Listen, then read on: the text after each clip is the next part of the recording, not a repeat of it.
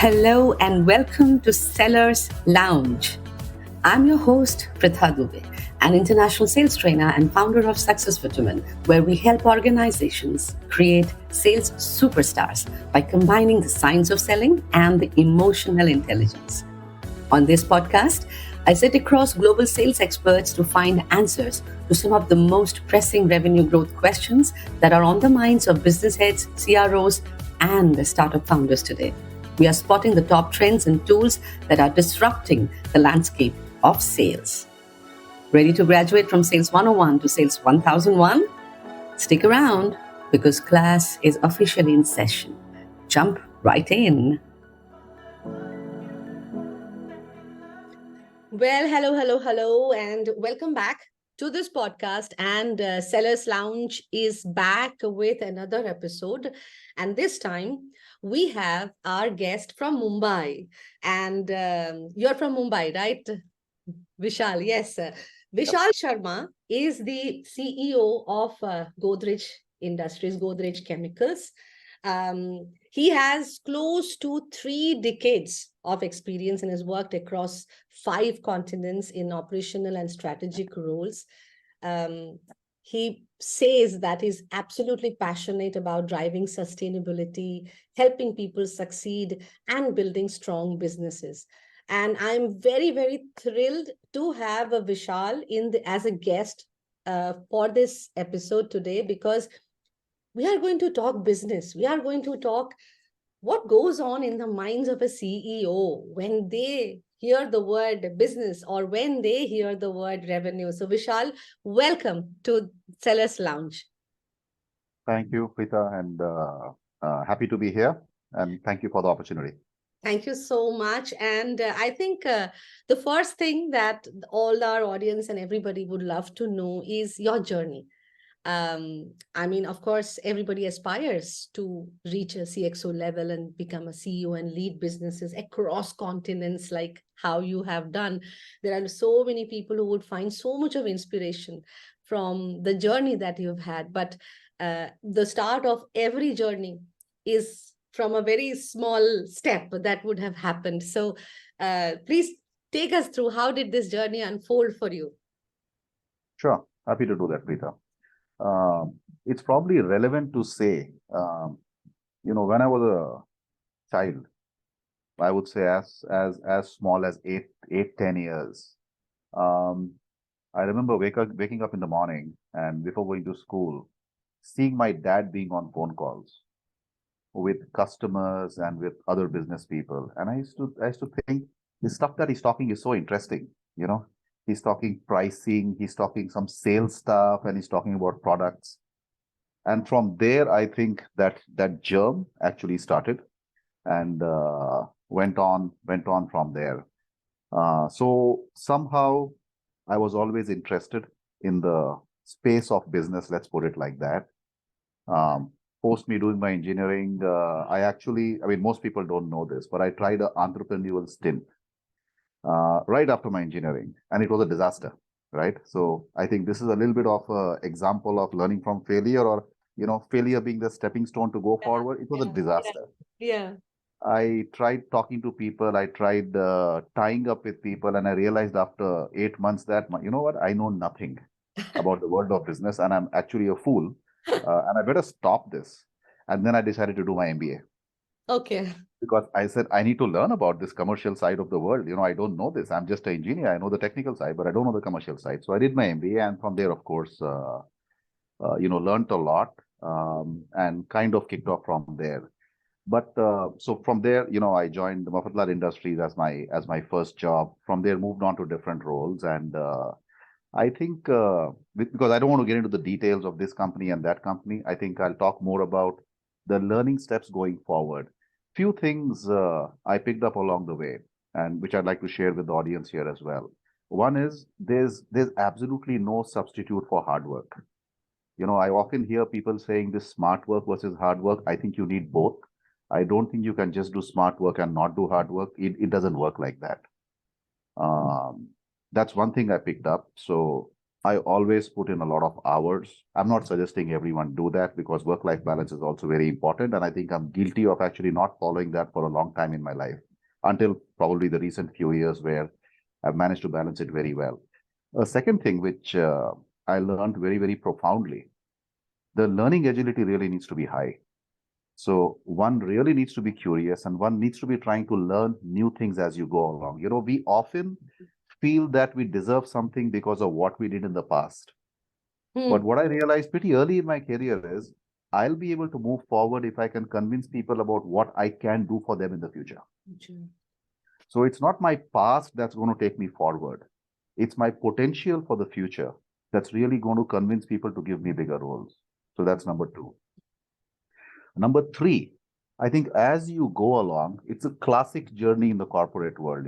Individual always start as an individual contributor. Then you learn how to work with people. Then you learn how to manage people. Then you learn how to manage managers. Then you become a leader. You start thinking about strategy, etc., etc. And you go to bigger levels and start making, more important decisions. But people is the name of the game. Hmm. If you can't manage people well, and if you Hmm. can't develop people, and if at one point in time you don't have the realization that, it's no longer about me, it's actually about them. Hmm. If I help my team succeed, I will succeed. This is very important. And leadership is all about harnessing the brain power of others. It's not about exerting your brain power on them, frankly. I think this is a very profound realization. It's very important. That happened to me somewhere maybe 10, 12 years back. Wow. So that's another realization I would say along the way. Hmm.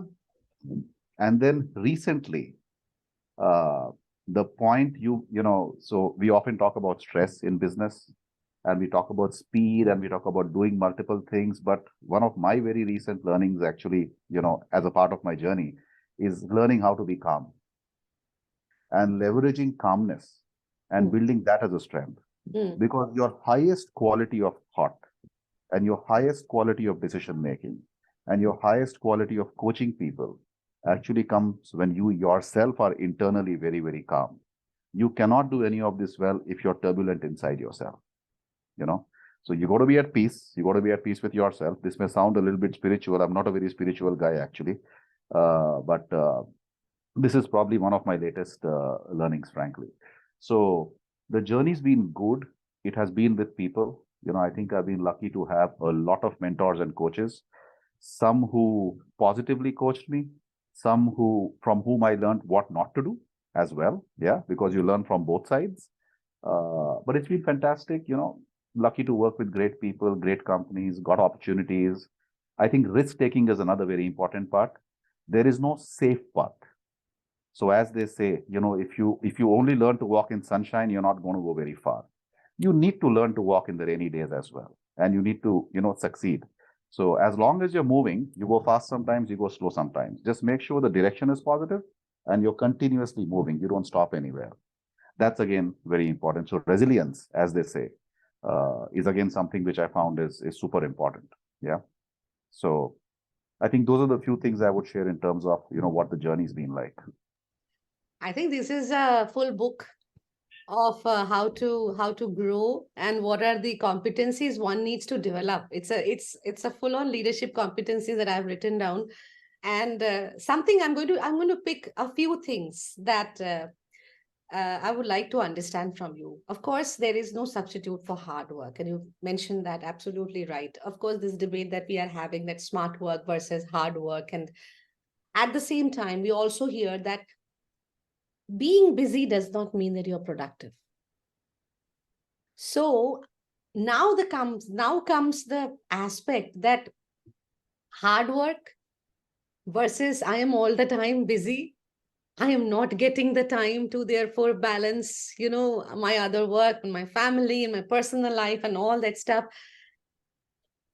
People fail to understand, or maybe many times, probably the confusion is, how do I get productive? How do I make the best utilization or the most effective utilization of my time? And especially when somebody is growing, it's not just I leave in the morning, I meet a few clients and I come back and my day is done. It's not like that. As you are growing, the day is going to get stretched. The working hours are going to get stretched. So how do that identification of, how do I make myself more productive? So how do we do that? What have you learned in the while you have picked up? Because you also mentioned that, last couple of years you've been pretty okay in balancing. So what is it? So let me answer this in two compartments. The first one is about how to be productive, how to manage your time. And one of my bosses actually told me something very nice. He said, Vishal, it's not about managing your time, it's about managing your energy. And make sure you're saving your best energy for the most important tasks and most important initiatives. And in the second compartment, we'll talk a little bit about work-life balance and how to, make sure you're not killing yourself, because that can happen very easily also, right? The hard work can go out of control and overboard, and you can burn out. And I've seen that happening to, people as young as 28 years old. So let's go back to the first part. The 80-20 rule applies everywhere. Frankly, 20% of the things that you do will give you 80% of the output. Now, that could mean focusing on a few people in your team. That could mean focusing on a few tasks or initiatives, which will contribute most to your success. It could mean focusing on your top few customers if you're in the sales function. It could mean focusing on your few vendors if you're in the procurement function, etc., etc. So this prioritization becomes extremely important. Yeah. And when we talk of productivity, it is ensuring, the point you made about being busy does not really mean being productive. I think this is absolutely correct. Because if you're spending a lot of your time on C category activities, you will be busy and you won't have time to breathe, but you're not really going to end up contributing. So it's very important to categorize your tasks, frankly, in at least A, B, if not A, B, C categories of activities. And I literally mean it. Take a piece of paper, write down what is A, what is B, what is C. Discuss it with your manager or your colleague or whoever your key stakeholders are, and take it from there. And make sure you're spending at least half your time on the A category and not spending, 80% of your time on the C category. I think that is the best way to drive productivity. Another very important thing I learned maybe 10, 12 years back, you have to block time out. So, Microsoft invented this very nice thing called Outlook. It has a calendar. And even today, I'm surprised with the number of people who don't use the calendar and they just try to juggle their time during the day from memory, or, just take it as it comes. That's not going to work very well, especially as you get more and more busy and you have a lot of people reaching out to you. People want your time. Initiatives need your time. In large corporations, and I've been there, you spend half your time just managing internal stakeholders. That's a trap, actually, if you ask me. Yeah. So time boxing is a very important technique. So me personally, for example, I have my next 2 weeks boxed out. It's very clear what I'm doing where, including saying thinking time, including saying reading time, and including saying email time. And if you don't do this, you lose control. So you got to control your time. You got to make sure that the environment is not controlling your time. This is very, very important. Yeah. And if you do that well, and you focus on the A category in a major way, I'm not suggesting you don't do BC because someone's got to do it, but just make sure you're allocating the time in the right way. If you do this, I think, nothing's going to take away your productivity. You are going to be productive. You are going to do fruitful and important stuff. Coming to the second part, which is the balance, right? Because too much of hard work is also not a good thing. We are all human beings. We need to recharge. Yeah. You can't even have a car running, for 10 days continuously. It needs to stop somewhere and take a break. Otherwise, it's going to break down. The same thing applies to us. And it's scientifically proven the human being can take a high level of stress for some time and then it's going to come down. You can't operate at a high level of stress for a long time. That's going to kill you. It's going to kill anybody. So you need to recharge. I think that's first we need to realize this. Some of us think we are superhumans. None of us are superhumans. We are all humans. So that's one point. Second, work-life balance is a very personal choice. I've seen people who are very comfortable, and I used to be one of them, who are very comfortable sacrificing their personal time, taking their family and spouse for granted, taking their friends for granted, and not believing those are plants which need to be watered. The only plant that needs to be watered is my work. That's not smart. because frankly, there will be a price you have to pay at some point in time. And I've been there and paid that price. Okay. So it's a personal choice, and one has to decide how is one going to deal with this. And if you do the first part well, which is the prioritization and time boxing, you will automatically actually do the second part well. Without doing the first part well, you're going to struggle with the second part because work will never finish. The C category activities will take you through the weekend till Monday morning. And by the time the new week has started, and you've got no time to spend on yourself, much less with your family or anybody else. Yeah. So those are a few pieces of advice I would give. I think that's so. What I really liked is that you're saying that the this balancing thing, how much you want to work, and that's a personal choice. It is not something that is dictated by an organization, or it is dictated by a manager, or dictated by someone. It has to be a personal choice, of course, bound by the work hour policy that an organization has created. Just because it's a personal choice doesn't mean that I'll just come to office one day and say that I'm going to work for 2 hours only today. Tata, I'm going home. Of course, that is not how it works.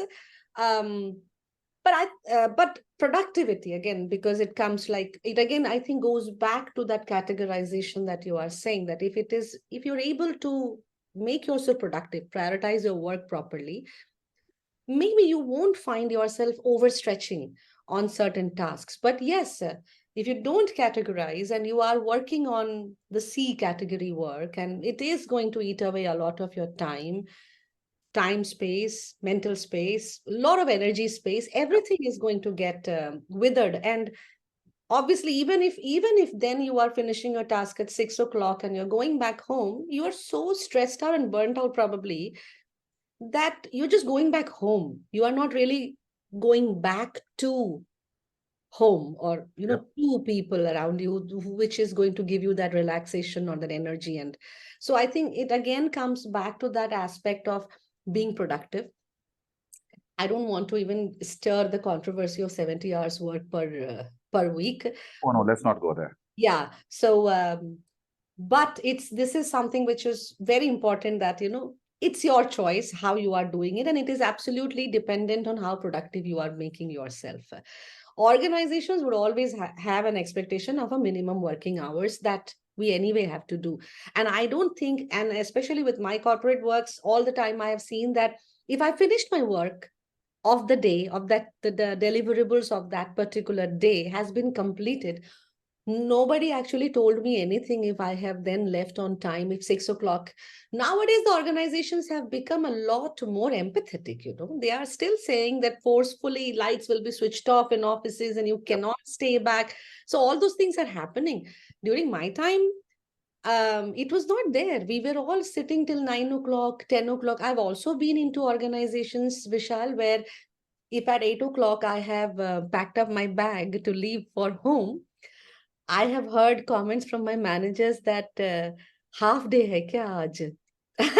So so Yeah, yeah. those Very things true. also used to happen, but time has changed, and things have moved on. Um, Let me now get to the Can I yeah, yeah, can I please. just make two quick comments? Yeah, yeah, yeah. So one, while I did say and will stress work-life balance is a personal choice, I think the organizational environment and culture also has a role to play, yeah, including one's immediate manager or key stakeholders, whoever they are. One's got to deal with that, and one's got to be courageous about that. And if one is stuck in a place where your personal balance is not matching with the organizational balance, you've got to take a call on what you want to do. And there are various avenues today. You go and talk to HR, you go raise it with your manager, and typically you find people are empathetic. Point number two, organizations are now moving to output measurements and not hours put in measurements. You have deliverables. If you meet those deliverables, or if you deliver the output that's expected of you, I really don't think too many people care about how many hours you spend. And that's not relevant. What may happen is the output expectation may rise in the next year or in the next performance period. That may happen. But I think most people are getting away from this 9 to 5 or whatever it is. Yeah. Yeah. There's the deliverable. Once you deliver it, you're good. Good. Go do your stuff now. Yeah. If you want to have fun, go have fun. Go on. Yeah. I think that's exactly how it has happened. And also because the talk of mental well-being, it's we have now also, thankfully, we are in an era where organizations are getting conscious about this mental well-being aspect. Earlier, it was not the case. I have all through my life been in sales, Vishal, and we know how, sales as a function used to be run Yeah. by the managers, by the superiors, like top down. It was run in a very aggressive Yeah. manner, highly pressurized environment.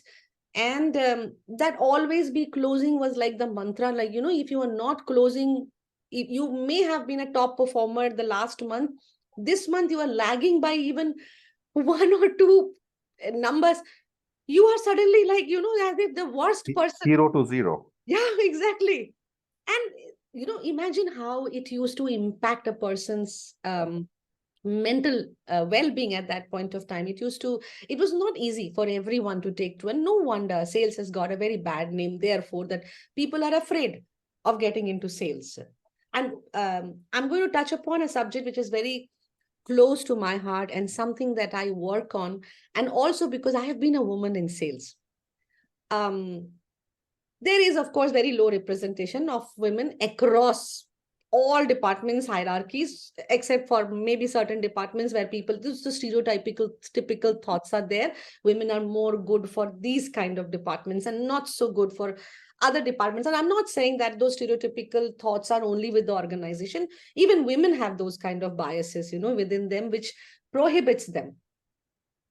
But let's talk about women in sales or women in leadership, of their prospect of being in sales, and how open from a, let's, because they don't know. Sometimes they put it that organizations don't want women to participate.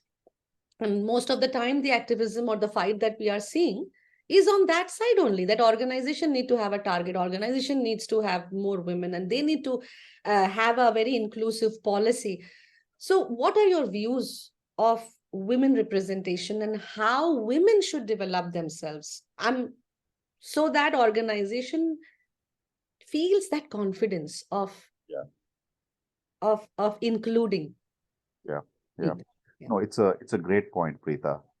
Um, so let's look at this from a few angles. And even before coming to women in sales, let's just talk about diversity in itself as a subject. Mm. So today and for the last few years, and I'm sure for the next many years, there are two primary trends in the business world. One is green sustainability, and the second is diversity and inclusion. Yeah, and these are very strong. Mm. Uh, Most of the large organizations you look at around, and I interact with many of them, all the time. They are very, very focused on diversity now. So I think from an organizational perspective, this is a big movement that's going on. And their organizations are now very focused. Every company worth its salt is measuring its diversity ratios. Mm. Yeah. Mm. They even have to declare it in their annual reports. Mm. So it's not a matter of just talking anymore. Yeah. It's being measured. Yeah. And it's being quantitatively measured. And, people are looking at this. Mm-hmm. So it's very important. I mean, ESG is a big subject, Yeah. even in the investing world now. Yeah. Having said that, this is also quite cultural. So, for example, if I ask an open question, which is the country which has the highest proportion of CXOs who are females? I don't think anybody will be able to guess it. It's Thailand. Okay. Which is frankly a fairly conservative culture, but women are pretty strong there. Okay. The ratio is 50%, by the way. 50% of CXOs in Thailand are women. It's 1:1. You go to Saudi Arabia, it's cultural. Women typically, you don't find women in the workforce, okay? Because that's how the culture has evolved. Now it's changing, and the country is changing, and the crown prince is very actively pushing diversity, but it's cultural. We in India, again, there's a certain legacy we have, there's a certain culture we've come from. So we can't discount the culture, and you can't suddenly start measuring India versus the United Kingdom, or India versus Thailand, or India versus Saudi Arabia, for an example, since I took that name. You got to look at each geography and each cultural group in its exclusivity, and then see what's the start point and where we need to go. Okay, and what's a sensible ratio, because you also got to look at the talent pool. So I'm just saying you got to keep that in perspective. So while keeping that in perspective, the fact remains every organization worth its salt is moving very strong on the diversity, path. Now coming to the specific subject, I think both the organization and women themselves have a role to play here. There are also situations where women may not necessarily feel confident enough to aspire for certain roles, or feel confident enough or courageous enough to go and do certain kinds of roles, yeah, which may involve traveling, which may involve working odd hours, etc., etc. What I found is when women are confident in themselves and courageous enough, they are successful. That is crystal clear. Uh, a lot of men may not like me saying this, but I actually find, I spoke about calmness earlier. I find women come with a certain innate kind of calmness. If you talk of empathy for people, I think women come generally with a higher level of empathy. The aggression levels are typically lower. This works very well with people. You know, I've had women bosses who I've worked with. They've been very good. I have extremely successful women colleagues I've worked with. I've had women in my team, top notch, absolutely. There is no reason why anybody would think anything about that, men would do better than women. I'm sorry. That's gone. That's, forget about it. That's not even worth spending 10 seconds on. So I think it's both. It's organizations ensuring that they are providing an equal opportunity. It's women also enhancing their confidence and building their capabilities to aspire for things that maybe, normally, culturally, women are not expected to aspire for. I think women need to get past that and just get rid of any mindset of that sort. Now, there's also this concept of allyship, which is very important. And allyship is where men in the organization, men next to the women, need to ensure they are giving that little bit of extra push to the women, to their women colleagues, okay, to their women mates, and encouraging them to go for it. True. This is important. Okay. There have been situations where you observe, somebody saying, oh, but that role a girl can't do. We need to get out of that. There is no role a girl can't do. True. I can give you a prime example. In my past organization, there was a mining business. And in the mining business, you got to go to mines and you got to go to large, mineral refineries and stuff like that, which are far away. You got to travel 2 hours away from the city. Yeah. And in one meeting, a manager said, oh no, but we can't hire women for that, okay, because I don't think they can go there. And there was another colleague from China who was the leader of China. And she said, hello, 1 second. I spent 5 years in the mining space. I've been to every single mine in China you can talk about, every large one. And I've done that. So please don't say that. Yeah. That was beautiful. That was just beautiful. So I think this is how we got to look at it. Organizations have their role to play. We got to be cognizant of the culture of the land where we are. And women need to push it forward themselves harder. And men next to them need to provide allyship. I think if this works together, we are going to continuously keep progressing. And this is not going to go from 10 to 20 to 30 very fast. It's going to be slow, but it's going to be steady. Yeah. I think that's the valid point. One is also because the organizations are these days also getting, one is that realization, the awareness that there is bias, unconscious bias that we are not aware of. It is there. So again, this conscious, there's these sessions that continue to happen on breaking that unconscious bias, letting people be aware of their unconscious bias. I think that's a good start, because whenever I go and do these kind of sessions, I always hear from women those patronizing statements that they get to hear. Like the example that you said, it's a mining space, so we cannot send women. So these are very patronizing. And sometimes the challenge is the men come and say that, but I'm not saying to discriminate. I'm saying it out of concern. I am saying it because it's not that I have something against the lady. I am saying because I am really concerned about the person. It's empathy. I think that person, that choice needs to be made by the lady. Lady, exactly. Give her the opportunity and let her decide. True. And that is where, these are where, again, those awareness sessions are so important, that sometimes we don't understand, because see, we have all been, the conditioning, the upbringing, our culture, as you rightly said, it has been like that. So I think these kind of awareness sessions also helps, where people then get to realize that, okay, I'm patronizing, I am being, maybe I'm stereotyping, gender stereotyping Yep. somebody. Yep.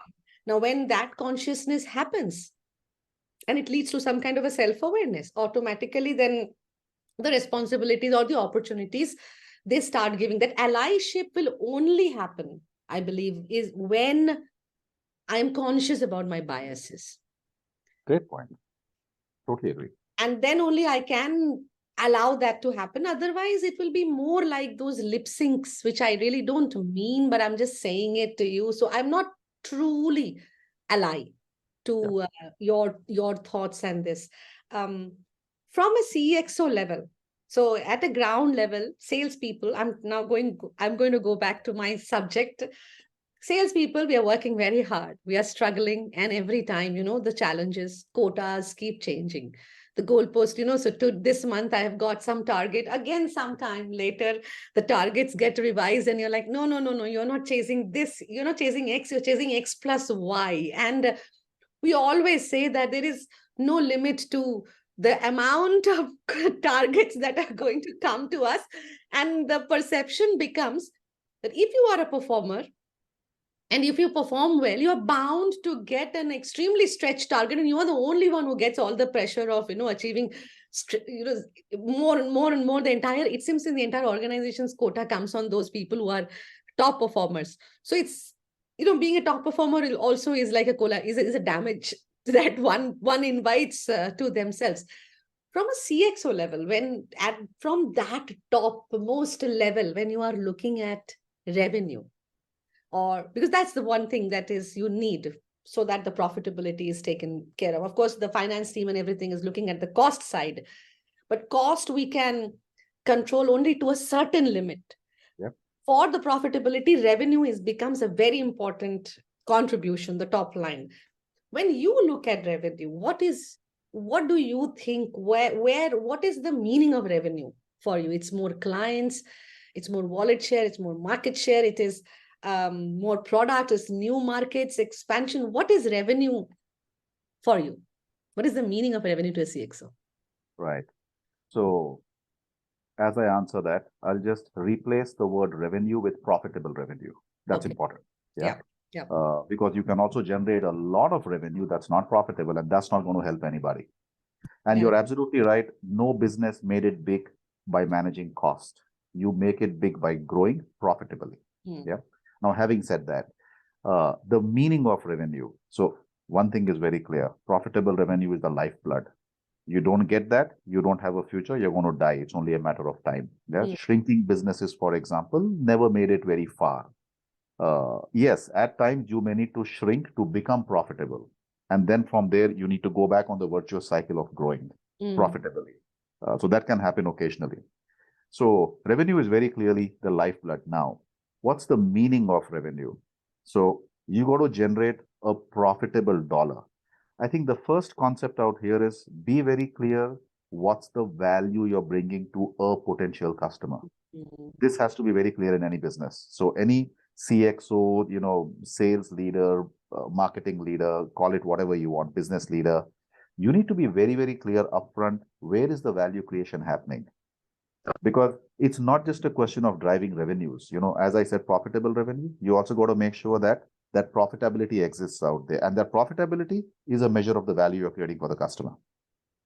I think once you're clear about where the value creation for the customer is, because that's the only reason the customer will buy something from you, then you get down to, okay, so which segment am I going to focus on?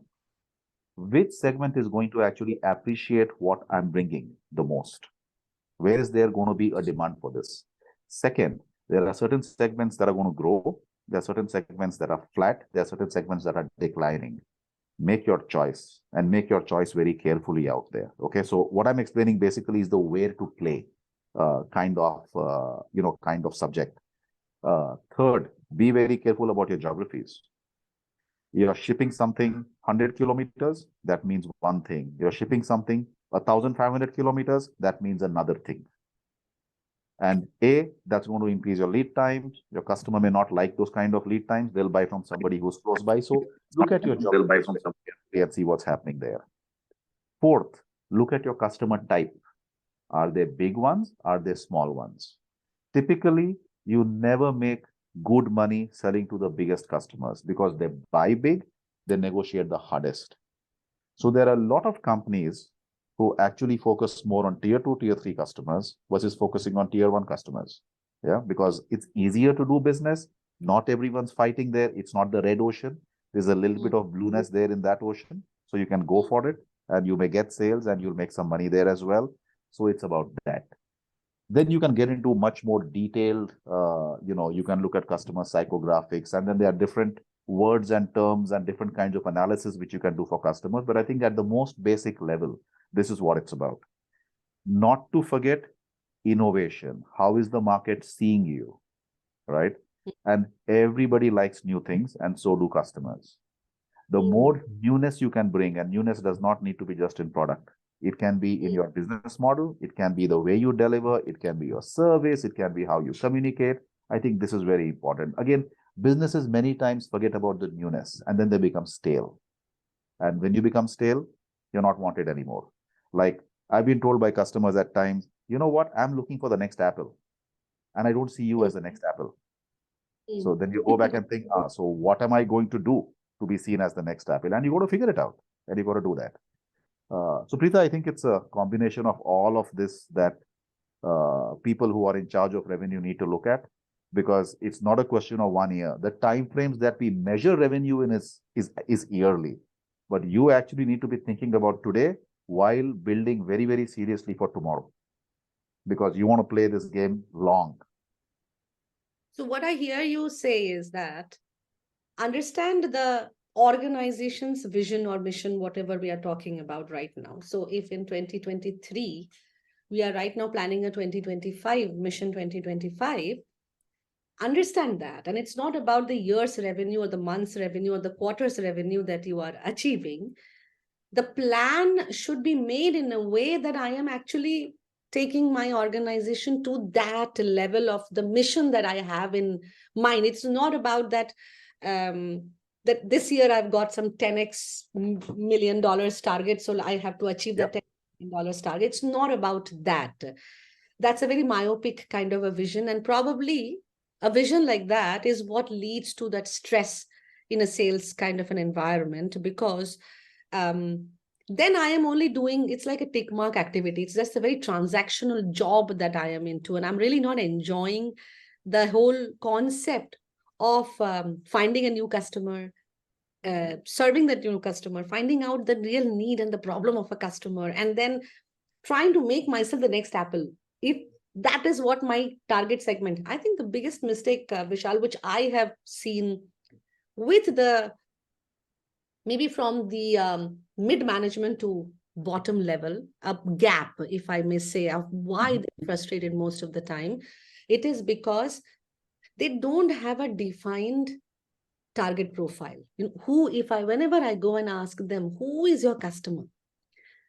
They'll give me a very broad statement about who is my customer.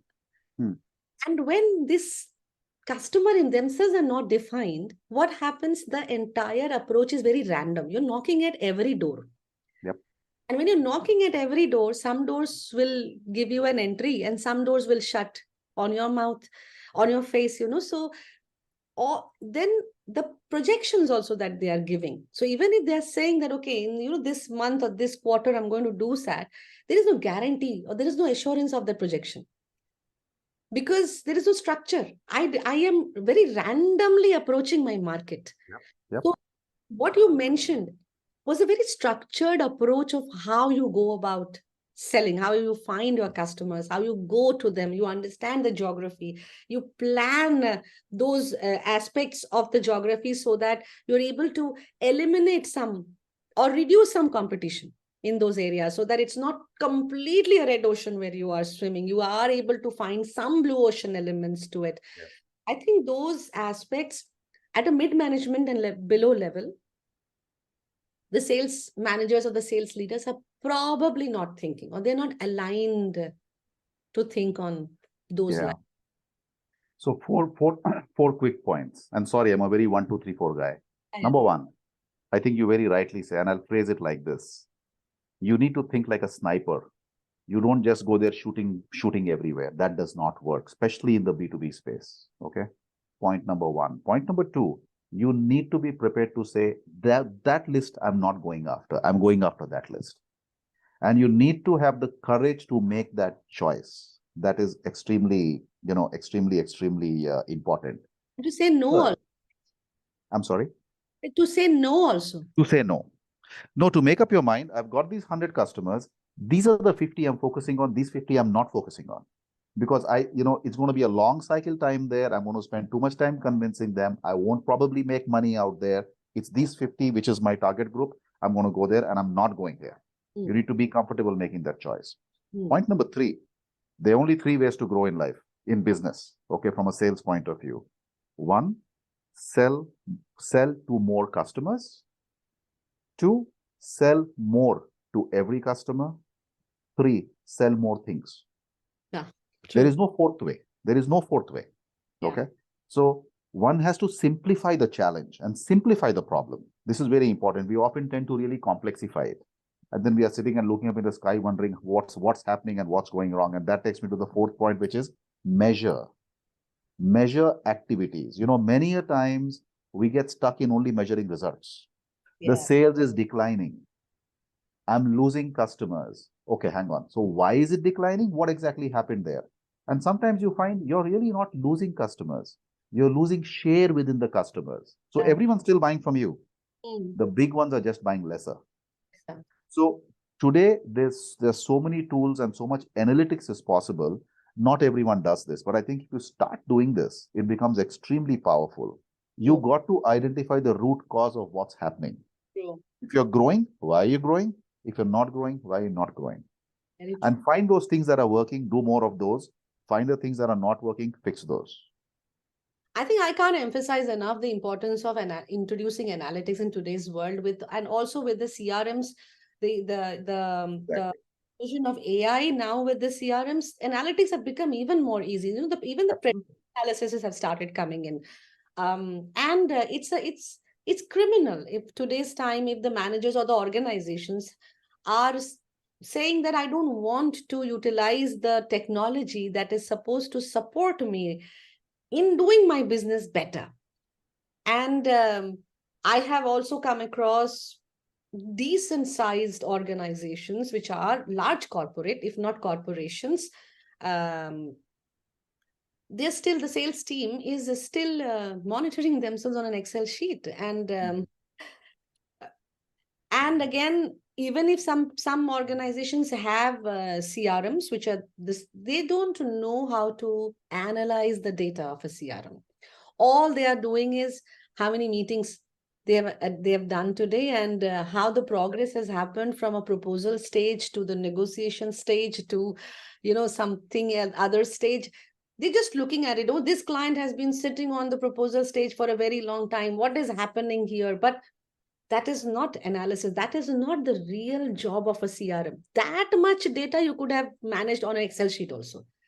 So but that analysis that gives you the prediction of what is going to happen, that gives you an insight as to the strength, the skills of your sales team, which gives you again the aspect of coaching, where I need to coach my team. Yeah, great point. So but that also then the result is the same, the answer response comes back the same. I don't have the time to coach my people.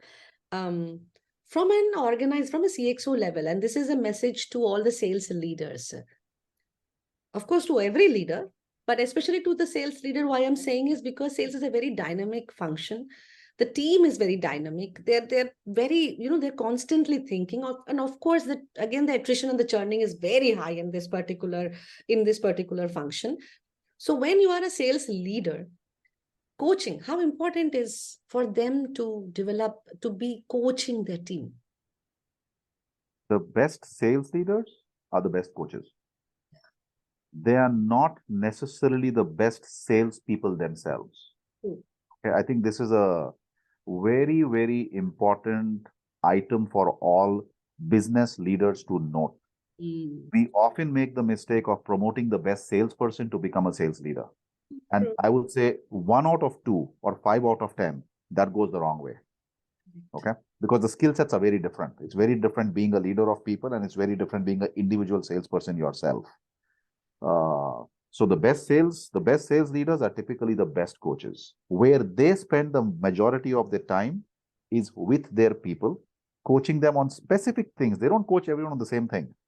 They coach individuals based on what those individuals need, what gaps those individuals need to solve. And before doing that, they do their analysis.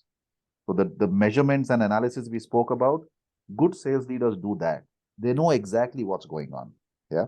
It's like I said, it's very easy to say your sales are declining. You're missing your targets again and again every month.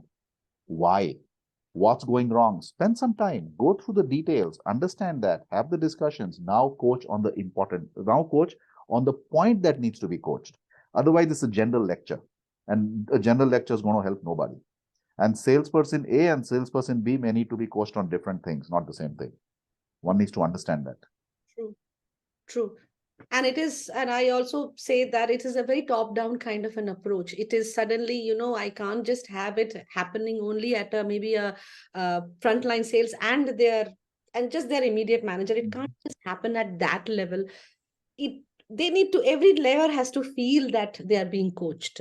Yep. And also what I've realized is sometimes when we talk about delegation and we delegate tasks, people think that delegation is more about distributing tasks to my team. But delegation is also an opportunity of coaching, of grooming a future leader. And even through that process, there's so much of coaching that can happen of how I am grooming somebody to take up my role so that I can take up my manager's role. And, that is how the growth of an individual happens. Yeah. I think that is also a place where everything is top down, and that, the approach has to happen from the top to the ground level. And I feel that sometimes, I keep telling that serial that we used to watch, Kyunki Saas Bhi Kabhi Bahu Thi. So it's more of that happens. If I was when I was an individual, how my manager treated me, somehow, even if I may not have liked it that time, when I become a manager, I end up doing the same thing. Mm-hmm. So And I don't remember that serial. But if what you're talking about is, being directive versus being supportive, I think the days of being directive are gone. Today, it's all about how can I help you? That's the question managers need to be asking their teams. Yeah. Not do it the way I'm telling you. Those days are gone. People are smart enough, make them independent, let them figure out how to do it, and make sure you're there to support them and guide them. I think that's the best approach to take. Otherwise, you don't grow anybody. Yeah. You're just fishing for them. You need to teach them how to fish themselves. very true. Very true. And I think one point that you made very correct is something that I resonate very strongly is that many times they do the mistake of promoting the top performer who may or may not have the leadership competencies. They may not have that competencies of how to manage the team. And I also feel that, therefore, whenever I coach the leaders, I tell them that have the person who's an of course above average kind of a performer, is not a very below average performer. The person is doing 75%, 80% of the achievement of achievement, target achievement this person is doing. But every team identifies a virtual leader. That is my team. Every That's team, true. Yeah. they identify their leader. There is that one person who is that go-to person. Any problem you have, you're going to that person. Arey, I got stuck here. Kaise, how do I? They don't go to their manager. They identify that leader. And a True. manager's job is to know who is that virtual leader whom the team has identified and recognize that person as a leader. Isn't it? That's how I think the growth therefore happen. And then when the manager has identified, okay, this is the person whom everyone else is looking up to and taking help and taking support and all that stuff, let me first see what is this person's performance level. let me coach and take this person to a level where I can now present his case to become a leader. Let me take them to that. And let me also coach this person now on how to become a manager, how to become a leader, so that this person now next becomes the leader of a person. So again, this requires some visionary, some visionary competencies in that person to be able to see that, to be able to identify that. And I think most important is to not feel insecure themselves with Yep. someone Yep. else. Well said. Well said. That insecurity part is very important, actually. Um, Many a times people don't end up hiring the right kind of people because they worry that this person may come in and actually be better than me. Uh, but frankly, that's the person you should be hiring. Yeah. That's the best person you could be hiring. You'll do yourself a service, and you'll do your company and your business a very good service by hiring that person. Um, because that person is ready to probably take your job, and you can go do something else. So, Vishal, towards the end, how do you manage your stress? Uh, so I spoke about calmness earlier, right? I think, and we spoke about the productivity and the work-life balance part. So me personally, um, I think I've learned how to drive that productivity and how to prioritize very carefully. I'm not suggesting I'm perfect at it. I don't think anybody ever becomes perfect at it, but you learn to deal with it better. Yeah. I think that's item number one. Item number two, then you make a deliberate choice. Okay, so like for example, I start my day with 90 minutes in the gym, 6 days a week, right? Particularly on working days and even on the weekends. So that's a great start. Now I will not compromise that for anything. Nothing. It's probably only if something's burning down, the building's burning down, that's when I'll compromise on that. Otherwise, no chance. So it's very important to find that time for yourself and find those few things which really help you and keep you energized. For me, it's probably starting with the gym. For somebody, it's maybe reading something. For somebody, it's maybe going for a swim. For somebody, it's maybe spending time with the family or friends. It could be different things for different people. Find out what that is. Very good. Find out what that de-stressor is, and then make sure you're spending the required amount of time on that. And this thing is a problem. I can't think of any other way to say it. It's just become a part of our body actually. So you find people waking up with this, and you find people sleeping with this. I think that also is a problem Yeah, I think because you're not giving. Sorry. I must tell them that Vishal is actually indicating the mobile phones that we carry all the time. Oh, I thought it was visible. No, oh, but the audio guys may not be able to see it. Acha, acha. So Okay. yeah, we're talking about the mobile phone, which has now become a boon or a bane. It's difficult for us to now understand what it has happened. Yeah.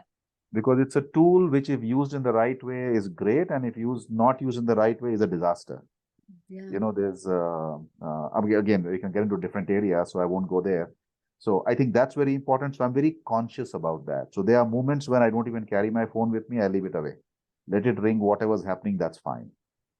Yeah. Mm. But you got to keep yourself free from distractions. See, you decide what your brain's going to do. Don't let the environment decide what your brain's going to do. This is very important. And it's important to ensure that you're keeping yourself sane, because otherwise you can drive yourself crazy with the demands on you, the demands of all types, by the way. There's demands from work, there's demand from your stakeholders, there could be demands from your parents, your family, your friends, your kids, every place. You have to safeguard your energy, and you got to manage your sanity. So I think if one is conscious about this, if one identifies those de-stressors, one identifies their safe time and their own time, I think it works fine then. But one's got to do it proactively. It's not going to happen by itself. That's I think, the biggest takeaway for everybody, because we tend to look outside for all these things to happen to us, or somebody else Yep. bringing it to us. And I think the the major fight, an internal fight that happens, or the unhappiness or the stress or the frustration, is because I am leaving this to the outer world or the outer environment to bring it to me. I think what you said is absolutely right. You have to ensure that you are able to bring that peace for yourself, and you are doing something that can allow you to fight that stress. It's up to you. You know your work, you know the kind of demands that you have got. You can't come back and say that, oh, my manager is very pushy, or my manager is very is very demanding, or my organization is a very high pressured organization, or I work under a very high pressure environment, or the culture is not good. There are going to be demands. It's not going to be then the best. I don't know what is the best alternative to that. These are situations that are there around you, so you have to ensure that you do whatever is required for your mental peace. For that, sometimes you will need to do transparent communication, direct communication. Sometimes Yeah. you have assertive, sometimes you will have to demand certain things, sometimes you'll have to create value for other people, sometimes you have to make space for others and get space for yourself. There are multiple things that one needs to do, and it's you, end of the day, who is responsible. So that's, I think, on that note, we are good enough to end our episode today, Vishal. I think it was amazing, the kind of wisdom, the knowledge that you shared. I think all those who are aspiring at your level, who are already at your level, and especially the ones who are at the ground level and who look at sales from a very different perspective. I think you brought a very new and a very interesting perspective as to what my management thinks about sales, what my management understands about revenue, and how I am chasing a revenue. I think that perspective got clear, that what I am chasing and what is my management expecting. I think that clarity is very important, and that communication, sometimes organization misses out, sending out that communication, that this is what we mean and this is what we are expecting from you. So don't just crazily chase a number. Understand why is this a target for you, and why you are asked to chase this. So understand that. I think it's beautiful. Thank you so much, Vishal, for your time. Thank you, Pritha. Thank you for having me. Pleasure to be here. Thank you.